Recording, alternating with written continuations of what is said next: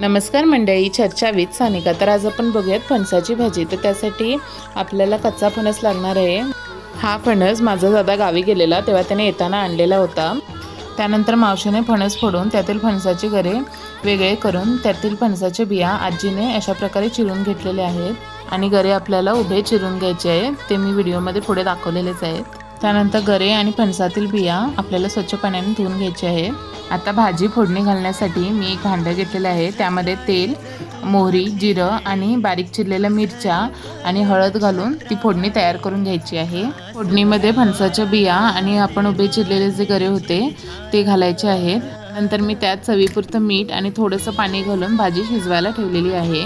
15-20 मिनिटांनंतर त्या भाजीतील बिया शिजलेत का बघायचे आहेत आणि जर ते शिजल्या असतील तर आपली भाजी खाण्यासाठी तयार आहे।